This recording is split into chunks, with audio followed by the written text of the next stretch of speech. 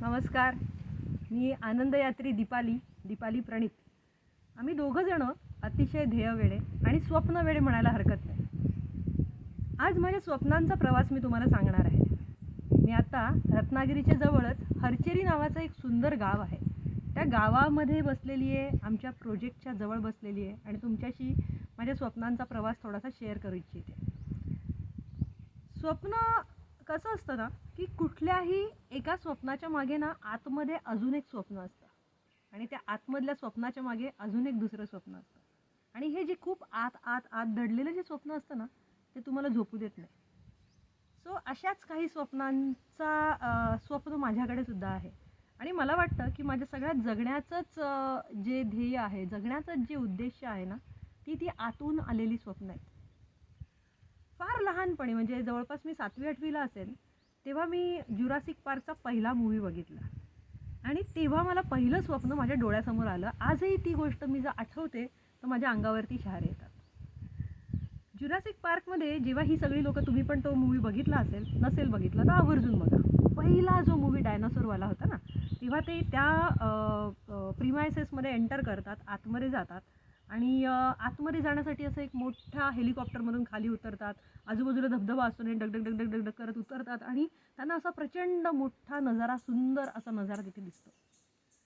माझ्या आयुष्यामध्ये जेव्हा पण मी डोळे मिटते ना आणि स्वप्नांचा विचार करते ना, तेव्हा डोळ्यासमोर मला तसाच काहीतरी नजारा डोळ्यासमोर येतो आणि तो नजारा डोळ्यासमोर आला ना, की असं वाटतं की असं काहीतरी करायचं आहे आणि असं काहीतरी करायचं आहे, पण म्हणजे नक्की काय ते कधीच कळत नव्हतं. पण असं काहीतरी मोठं छान करायचं आहे, जिथे सगळं काही छान छान असेल, जिथे सगळी लोकं आनंदी असतील, जिथे सगळी लोकं सधन असतील, समृद्ध असतील आणि आनंदीसुद्धा असतील, असं काहीतरी डोळ्यासमोर यायचं आणि ते कायम म्हणजे जे पण आत्तापर्यंत करत करत आली, हे करताना हे सगळं मागे कायम बॅक ऑफ द माइंड चालू होतं. मग हे तर झालं 8वीचं स्वप्न.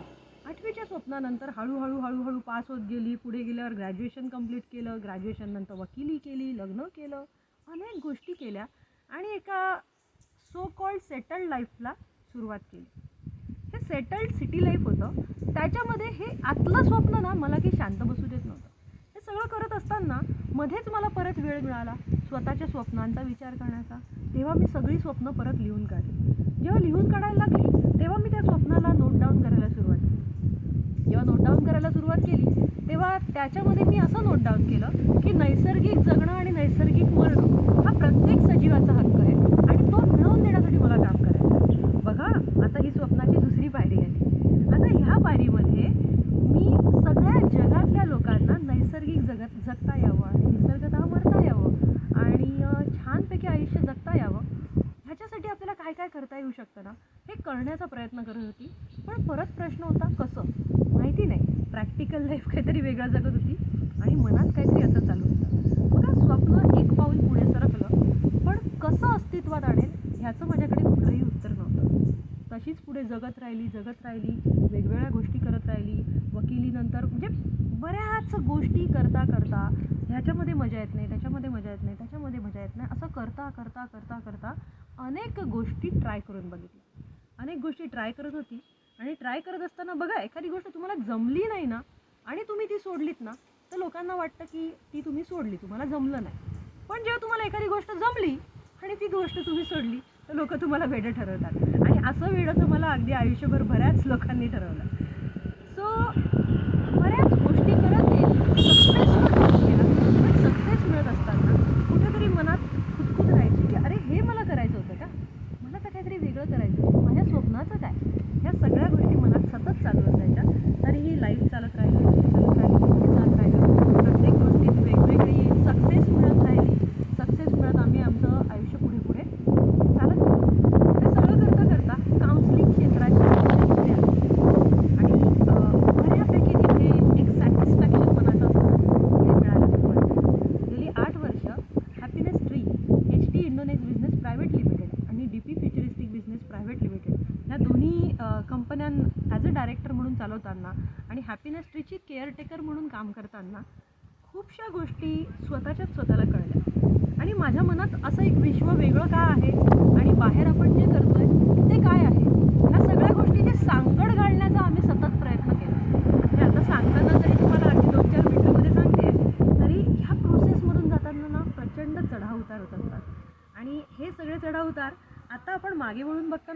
अरे किती किती गोष्टी अशा घडत गेल्या.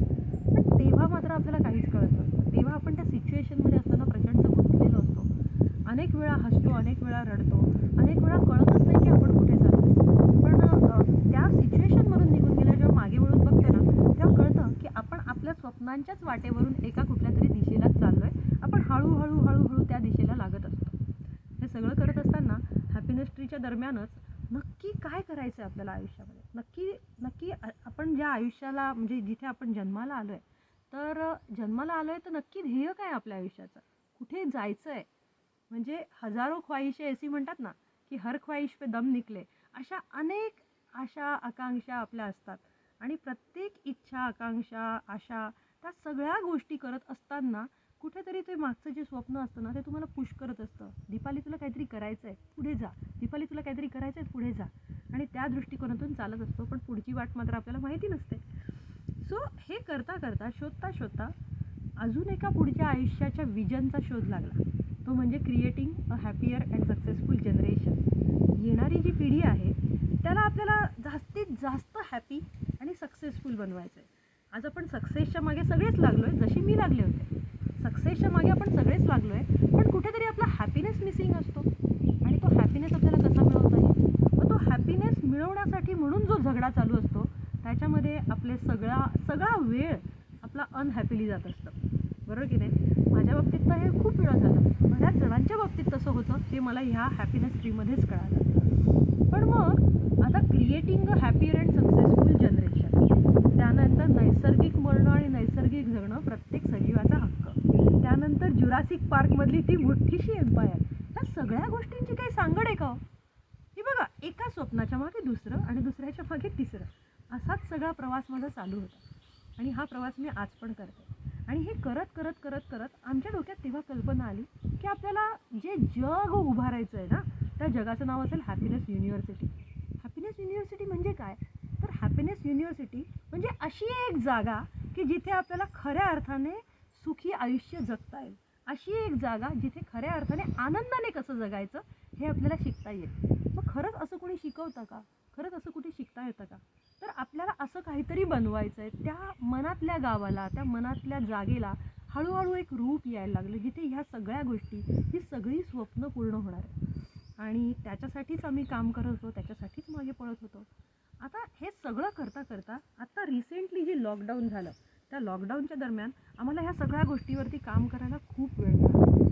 समहाऊ आम्ही मुंबईमध्ये, नाशिकमध्ये, महाराष्ट्रभर सिटीजमध्ये, वेगवेगळ्या एरियाजमध्ये फिरत स्वतःची ही स्वप्न किंवा स्वतःच्या ह्या गोष्टी साकार करण्याचा प्रयत्न करत होतो.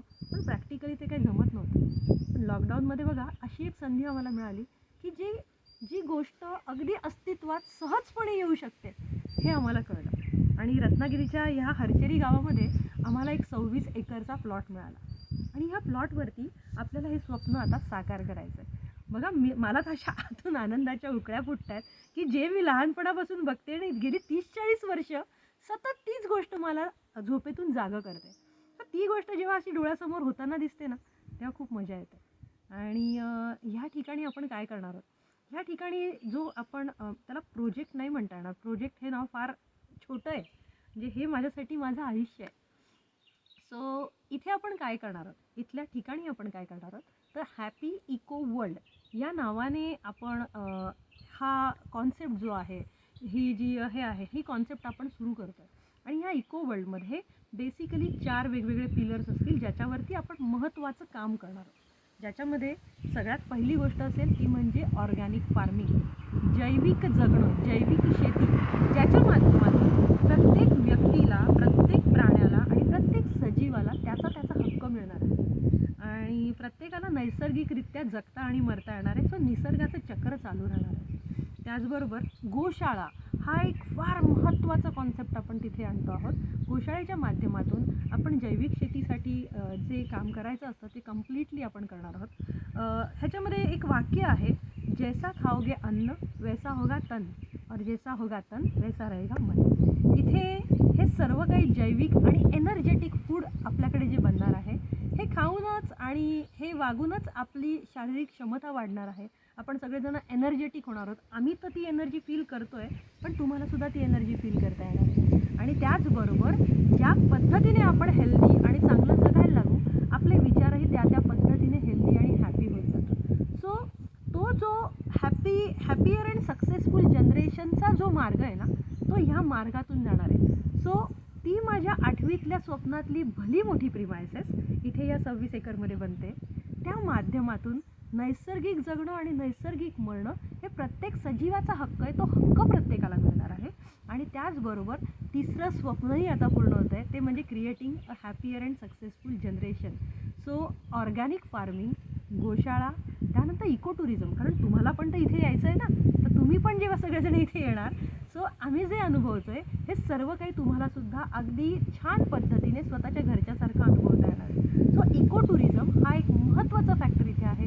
तुम्ही इथे येऊन राहू शकतात, अनुभवू शकतात आणि आम्ही जे काय जगतो हे तुम्हाला पण जगायला मिळू शकतं. सो इको टुरिझम हा या सगळ्या प्रोजेक्टचा तिसरा पिलर आहे. आणि चौथा पिलर आहे ऑनलाईन ट्रेनिंग आणि काउन्सिलिंग. या सर्व गोष्टी ऑनलाईनच्या माध्यमातून यूट्यूब, फेसबुक, सोशल मीडियाच्या माध्यमातून अनेक लोकांपर्यंत आणि जगभरापर्यंत पसरवणं, हे सगळं काही आपल्याला इथे ऑनलाईन ट्रेनिंग आणि काउन्सिलिंगच्या माध्यमातून करायचं आहे.